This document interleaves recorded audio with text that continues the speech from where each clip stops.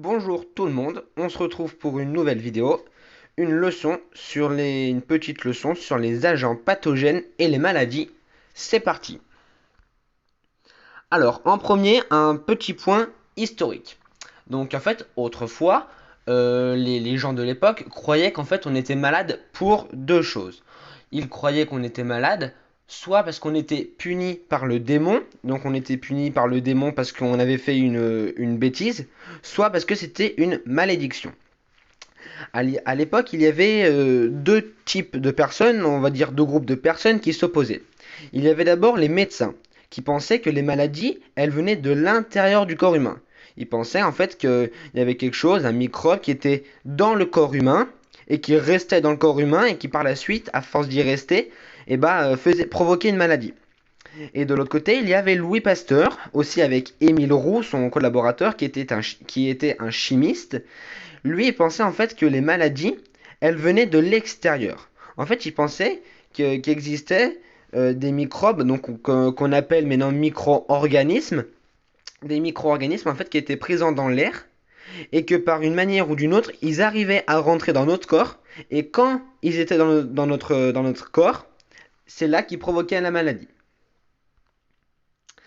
Donc, en fait, Louis Pasteur a utilisé une méthode pour prouver que ce qu'il pensait, donc que les micro-organismes étaient dans l'air et qu'ils rentraient dans le corps humain, et que dans le corps humain, ils provoquaient une maladie, il a utilisé une méthode très spéciale.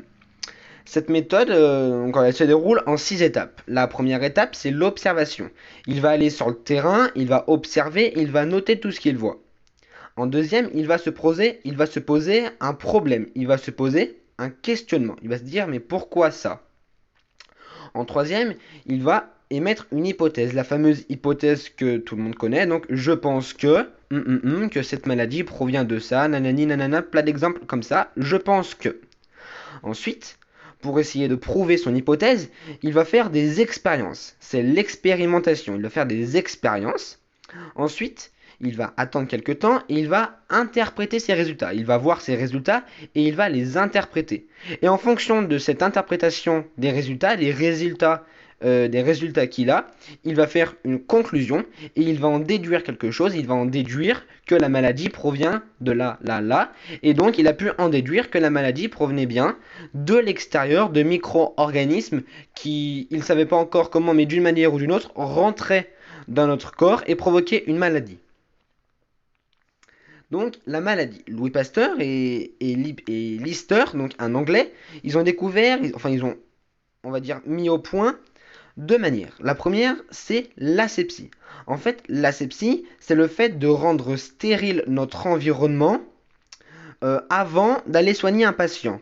Donc, en tuant les micro-organismes qui sont présents sur toutes les surfaces. Donc, l'asepsie a obligé tous les médecins, avant qu'ils aillent soigner leurs patients, par exemple de se laver les mains, d'utiliser du matériel de plus en plus stérilisé, donc du matériel qui était nettoyé, où il n'y avait plus de micro-organismes présents sur leur surface. Voilà, pour pas que les médecins en fait remettent des micro-organismes sur leurs patients. Et ils ont aussi mis au point l'antisepsie. Donc ça c'est l'inverse. C'est malheureusement quand le micro-organisme est présent sur notre corps, sur une surface de notre corps, et bah c'est des produits antiseptiques qui permettent d'enlever momentanément les micro-organismes donc au niveau des tissus. Pourquoi il faut les enlever? Parce qu'en fait, pour être malade, il faut deux facteurs. Le premier facteur, il faut une entrée.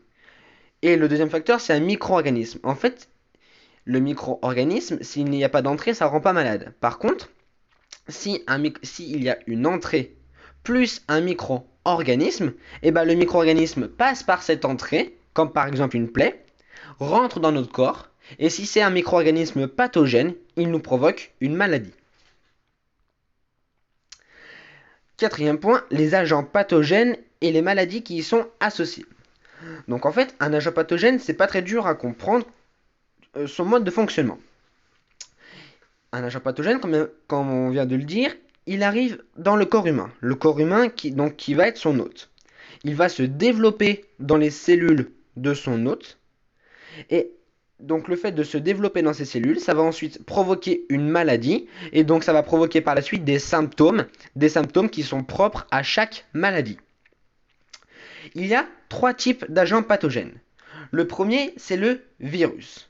Donc, comme par exemple le virus du VIH, le virus de l'immunodéficience humaine qui est responsable du sida. Le virus contient une capside. En fait, une capside, c'est sa coque, c'est ce qu'il contient en tour. Et dans cette capside, il y a juste le cytoplasme. Il n'y a pas de noyau, il n'y a rien. Il y a la capside. Et dedans, il y a juste l'ADN ou l'ARN. Ces virus, ils peuvent parasiter toutes sortes de cellules. Des cellules végétales, des cellules animales, des champignons et aussi des bactéries. Et les virus qui infectent des bactéries ont un nom très spécial, ce sont les bactériophages. Les bactériophages, ce sont les virus qui infectent des bactéries. Quelques petites caractéristiques, donc le virus, il mesure entre 100 et 400 nanomètres. Entre 100 et 400 nanomètres. Un virus a toujours besoin d'une cellule hôte. Pour faire simple, un virus, il a toujours besoin d'une cible. Donc la cible qui sera la cellule hôte, son hôte, où dedans il pourra se reproduire et comme on l'a vu avant, se reproduire, donc se développer et ensuite provoquer une maladie et des symptômes. Et un exemple, par exemple le VIH. Ensuite, on a les eucaryotes unicellulaires. Donc ça aussi, il faut juste se retenir de son nom. Quand on a le nom, on a à peu près tout. Eucaryote unicellulaire, c'est très simple, il comporte une cellule. Une cellule, voilà, une cellule. Une eucaryote unicellulaire mesure quelques micromètres, cette fois-ci c'est pas nanomètres, mais c'est quelques micromètres à quelques centaines de micromètres. Et comme eucaryote unicellulaire, on peut avoir des levures, mais aussi par exemple Plasmodium falciparum qui est le facteur qui est responsable de la maladie du paludisme. Et troisième et dernier type d'agents pathogènes, les bactéries. Les bactéries, ce sont des cellules, mais qui n'ont pas d'organites. Ça veut dire quoi? Ça veut dire que c'est une cellule, mais qui n'a pas de noyau, ni tout autre organite. En fait, c'est une cellule où dedans, il y a juste le cytoplasme. Ces bactéries, elles vont libérer des toxines pathogènes. Et ces toxines pathogènes vont par la suite provoquer des symptômes. Une bactérie mesure entre 1 et 5 micromètres. Par exemple, on a le choléra ou bien la Borrelia qui est le responsable de la maladie de Lyme. Donc, pour faire un petit bilan du micro-organisme, les micro-organismes vivent de partout dans l'environnement. Partout autour de nous, 24 heures sur 24, on a des micro-organismes qui vivent autour de nous. Mais ils ne sont pas tous nocifs, ils ne sont pas tous pathogènes. On distingue les micro-organismes non pathogènes, donc non pathogènes qui ne sont pas dangereux pour notre santé, donc eux, ils ne nous font pas de mal. Et par contre, de l'autre côté, on a les micro-organismes pathogènes qui, eux, sont nocifs. Les micro-organismes pathogènes vont nous provoquer une maladie. Ils vont nous libérer des toxines dans nos cellules, ce qui va par la suite provoquer des maladies et par la suite des symptômes. Le mode de transmission. Il existe deux types de modes de transmission. La transmission directe et la transmission vectorielle. La transmission directe se fait par deux systèmes. Soit un contact direct, ça veut dire que deux corps humains, vont être en contact.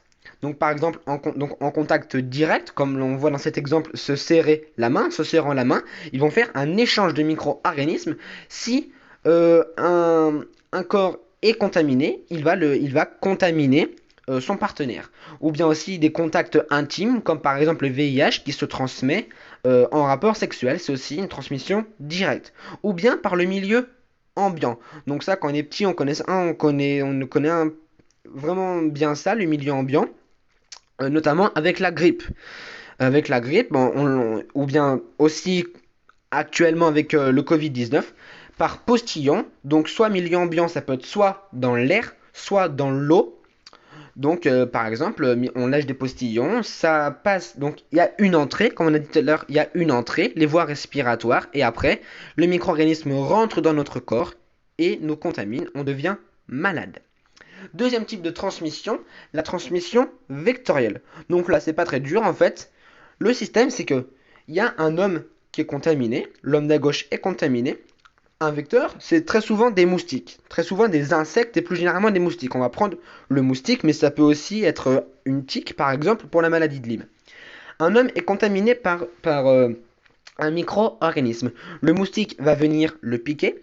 En le piquant, il va en fait prélever du sang sur cet homme. Pardon.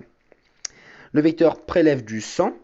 Ensuite, lui, le vecteur ne le sait pas, le moustique ne le sait pas, il a prélevé du sang. Il va aller piquer quelqu'un d'autre. Et en piquant une autre personne, donc la personne à droite, il va réinjecter le sang dans cet hôte. Il va donc transporter le micro-organisme d'une personne à une autre.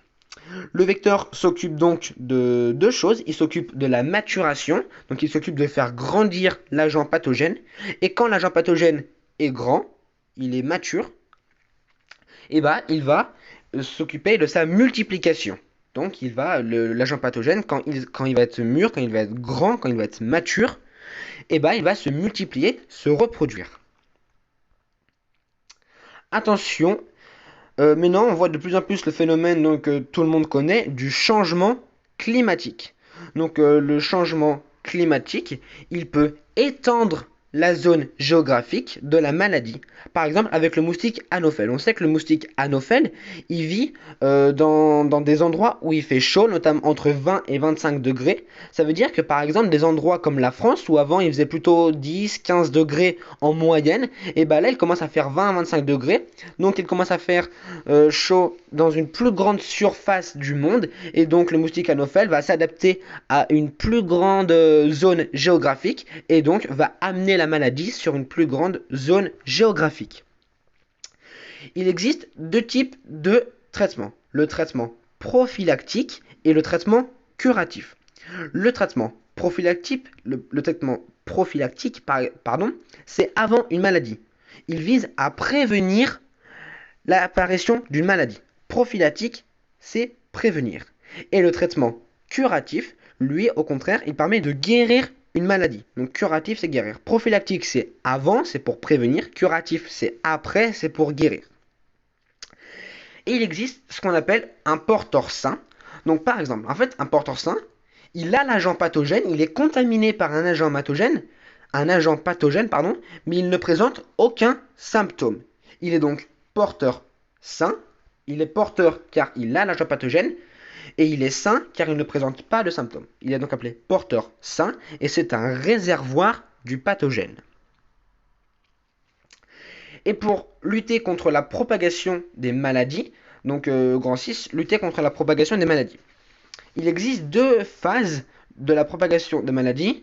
Donc le stade endémie, donc pardon, là je me suis un peu trompé, mais on voit bien la zone par exemple dans l'Alsace. Donc là c'est une endémie, car c'est sur une petite population, c'est que sur la population du nord-est de la France. Et après, une endémie se transforme en épidémie. Ça veut dire une épidémie, c'est lorsqu'une maladie touche une grande population, comme par exemple l'exemple du Covid. Au début, c'était une endémie, c'était que sur le Japon, et après ça a commencé à se développer. Maintenant, c'est une épidémie, car c'est sur une grande population, c'est sur la population mondiale. Merci à tous d'avoir regardé la vidéo. N'hésitez pas à vous abonner. Si vous avez des questions dans les commentaires, n'hésitez pas à en faire part.